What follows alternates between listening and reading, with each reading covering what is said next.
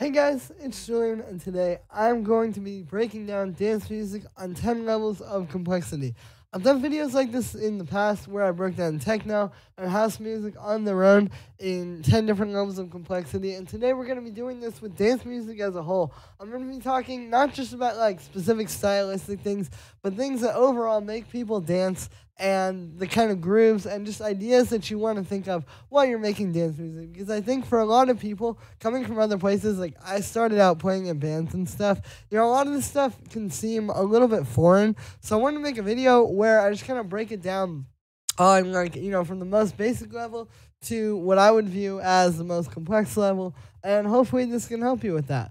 And yeah, so let's dive in. So the first level of complexity here, level 1, would be just the kick. I've got this project file here pulled up, and just the kick sounds like this. So this is probably the most basic thing, and it may not always just be doom, doom, doom, but that constant rhythm of just the kick punching through the whole mix, that I would say is level 1 of complexity for dance music. In terms of like things you need to understand, I would say this is something really important to keep in mind. Is like everything is bouncing off of this. This is the loudest element in the track. I mean, right now it is because it's the only element.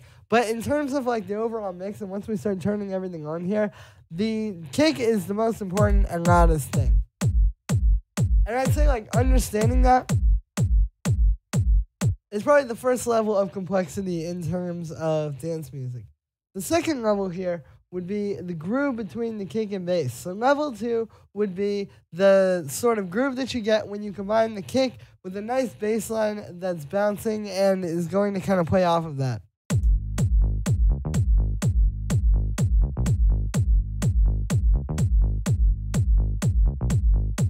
And you can see, this really sets the foundation for the groove of the track. And one thing that I've noticed, like with a lot of people, is they'll think that when you're dancing to the hi-hats and the percussion and sort of like that rhythmic stuff. But actually, when you're dancing, all you're dancing to is literally just these two elements.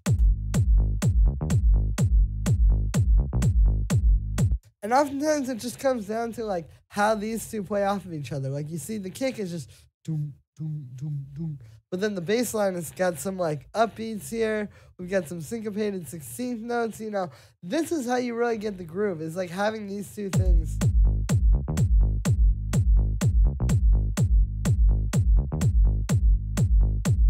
kind of play off each other. And then also you can see I've got them in a group together. So I like to think of these kind of not as the kick and the bass, but as the low end. Like I try to think of the kick and bass as one thing when it comes to this type of music. Because think about it, like whenever you hear somebody describe being in a club who doesn't know a lot about dance music, they always say, oh, the low end was thumping. They're never going to tell you the kick was thumping or the bass was thumping. They're always going to say it was a very powerful low end. So that's how I try to think of it. It's just like the overall, like how the groove is happening between the kick and bass.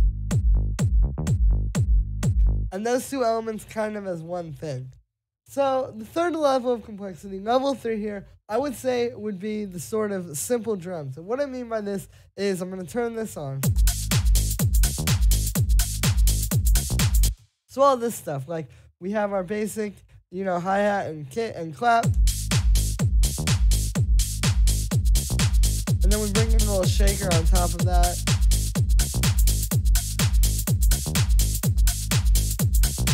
And then some simple sort of percussion, This isn't really like the full scope of the percussion just yet, but you can hear this is the extra kind of like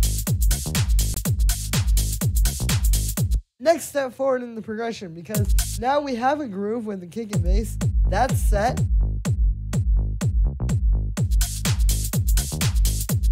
Now these are going to kind of dictate where that groove goes. Again, a lot of people think that when you're dancing to the drums, but really you're dancing to the kick and bass, and then these drums on top of that are kind of telling you like where to go with that, if that makes any sense. They're guiding you. And again, this isn't the full percussion just yet, we still need a little bit more stuff, but this is like a pretty fleshed out groove now.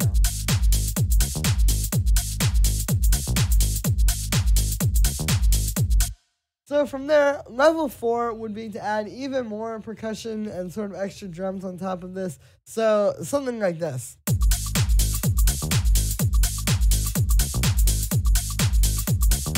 So now you can hear we have like a tambourine, kind of bringing in another dimension with the high end. We have these little chops, which make it kind of feel more like a loop. We even have this little percussion, which is just a lot more busy than any of the other percussion. And you can hear the extra element that this brings in. Like, without this level, it's still a pretty solid track. But when you bring those in, again, it's just like that extra sort of like step that it needs to really come to life. You know, we've got the foundation. Now we're starting to add things, to add color and to add character.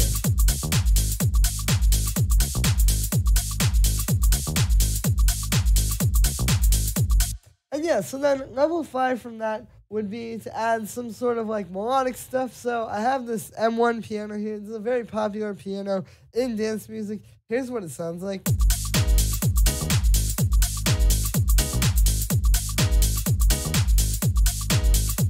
So you can see this is just really simple. It's just in there playing this G-sharp minor chord. And you can hear the depth that this layer adds, you know. Prior to this point, we only really had like the rhythm section. We didn't have anything on top of it to give it some like extra musical stuff. You know, it was all just working with the percussion and the rhythm and the groove. So now when we bring this in,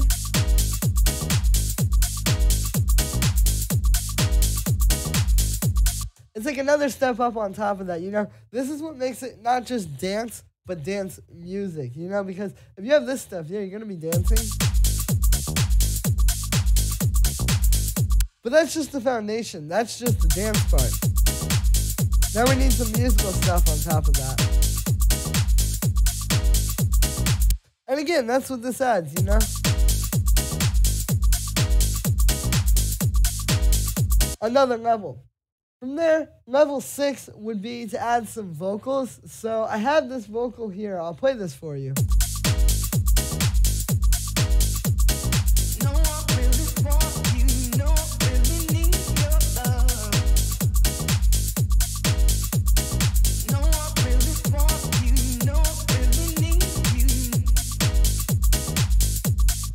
And yeah, so the vocals will be the next layer. Vocals are very important for dance music. A lot of tracks that have gotten very popular because the vocal was really catchy and because a lot of people resonated with that. And I feel like when you have a catchy vocal, it just kind of takes it an extra step of the way. The way I always think of it is like when you're in the club hearing somebody mix, especially if you're listening to kind of like deeper styles, you know, like minimal house or techno or something like that, you'll hear like just a long spray of tracks, right? Like just constant tracks. And then eventually there's that one where you hear the vocal, and that's when everybody's like, woo! You know, that's when everybody kind of like comes back in and gets out of their mind. Like, I feel like the vocal is the thing that takes you and kind of like brings you into the track, you know? It's like when you just have all this stuff, you're kind of getting lost in the groove, you know? You're just feeling it. But when you hear somebody's voice over the beat and you can tell what they're saying,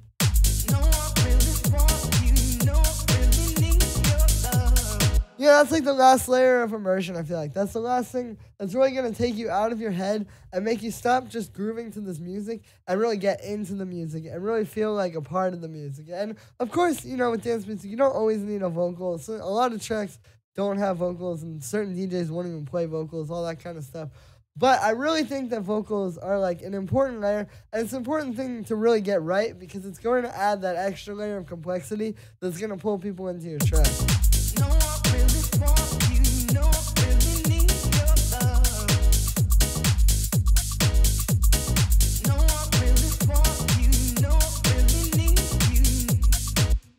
So yeah, that is level 6. Level 7, next level, will be to add some sort of effects and some sort of like crashes and uplifters and downlifters and all that kind of stuff. If you listen to this right now, it's very good for what it is on loop, But the effects are going to take it and really like give it space in the track. Because every time you hear like this crash, for example, you kind of know it's restarting. You know that's like, okay, there's a new 8 bars. There's a new part here. Like, it's going somewhere. And then the other effect that I have here is this little string.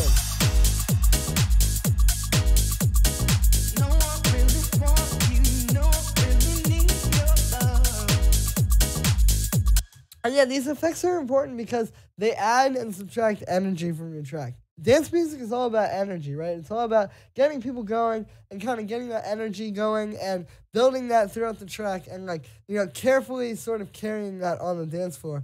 And that's exactly what effects do. Again, it's like with the crash.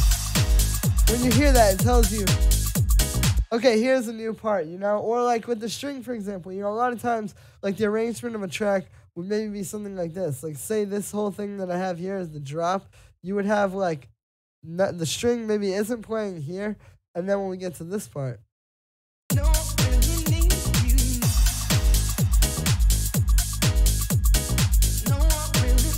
it's gonna add some new energy just by doing it that way. So yeah, that's what effects do in your track, is they build and kind of bring down the energy. And it's important to do that in your track, because if you just make a track where you just try to focus on like the elements and the loop and all that kind of stuff, you're gonna not have a lot of energy. I get a lot of tracks where people send in tracks for feedback where like it's got all the elements there, it just doesn't really like build or go anywhere. But this is what effects are gonna do, and this is why I think they're very important.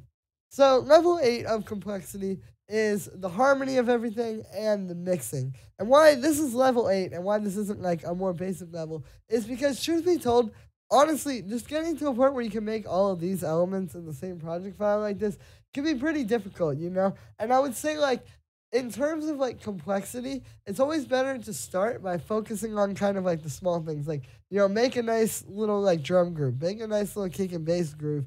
And then you can kind of build on top of that versus trying to put it all together at once. But when you do get to this stage, I think it's important to think about how everything is fitting together and not just, like, having, like, okay, here's a cool bass line, here's the cool drum loop, here's some cool piano, but really having everything fit together. Like, how this piano is, for example. I could have made the piano a lot more complicated. It could have been doing a whole bunch more stuff. But I kept it really simple because it needs to fit in with everything else.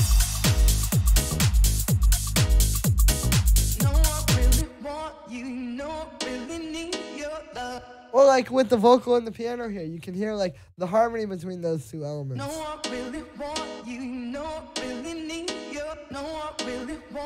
You can hear those fitting together really smoothly. And then with the bass line, which is in the same key as well.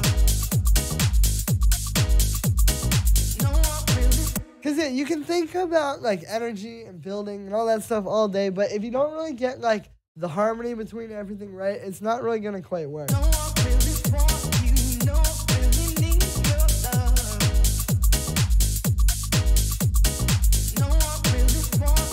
And this also comes down to like mixing, because you can hear like when I'm playing this, like the low end is really tight. Like I don't just have the kick and bass playing side by side, I have them grouped together and I'm processing them as one to try and get this like even closer and even tighter and even more cohesion between these layers. Alright, same thing with the drums. So yeah, you really need to think not just about having everything together, but how everything is going to fit together as well. From there, the next level, level 9, I would say would be adding mastering. So I have my mastering rack down here. This is Julian Earl's definitive mastering rack. The link for this is in the description. It's available for just $5 online. But what this is mastering. And what it does is it ties every element of your track together, Again, it's like I was saying with the kick and bass. Like, you don't just have them playing side by side. You process them together to make them cohesive and make them all come together. And I think that if you don't do this, like if you don't have everything kind of like, being glued together through various different effects, your track isn't really going to sound that together. And ultimately, I don't think it's really going to come together like and make people dance the right way. So I'll show you, like, here's without the mastering stuff. And then with it. So obviously the track gets a bit louder. But you can hear how the mastering just gives it that extra push and that extra little bit of focus to really just make the overall track like that much more powerful. So that's why I say mastering is definitely like one of the most important steps and why it's also the second to last. And yeah, so then the last step here, those are the first 9 steps. The last level, level 10, would be to put it all together and hear what it all sounds like as one.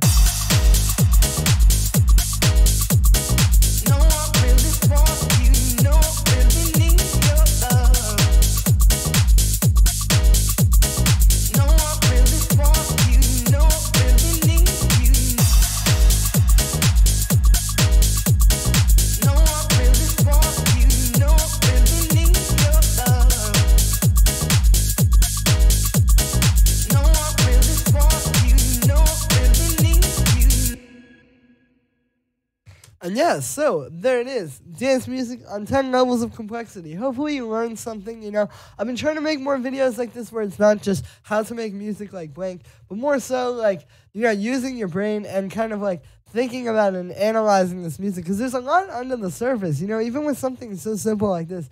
There's a lot that goes into it and a lot of understanding that I think can be gained. And like when you do this, when you break it down like this and don't just go through the motions, it's a much more like rewarding experience, I feel like, as well. Like when you really understand it versus if you're just trying to go through and say, oh, let me make a house track. So I'm going to sort of like, you know, need a kick, need a bass line, need drums. All right, cool. When you really think about it like this, it gets a little bit more interesting, I feel like. And then you can apply all the things that we thought about today to when you're actually working on tracks. And then you don't have to think about it as much. So yeah, that was me for this one, guys. I hope you enjoyed. As always, make sure to like this video, as well as subscribe, and let me know what you think of this video in the comments. If you want to support me, the link to all my sample packs is in the description. You can get the mastering rack from this video, as well as all the sounds from this video, and everything on my Bandcamp where you can get my sample packs is literally just like $5 or $10, so it's super cheap. If you want to support me, it's a great way to do it. Another way to support me if you want to is I'm leaving my email for lessons, custom tutorials, ghost production, track finishing, all that kind of stuff in the description. Definitely don't hesitate to hit me up for any of that. And yeah, thank you so much, guys, and I will see you tomorrow with another video.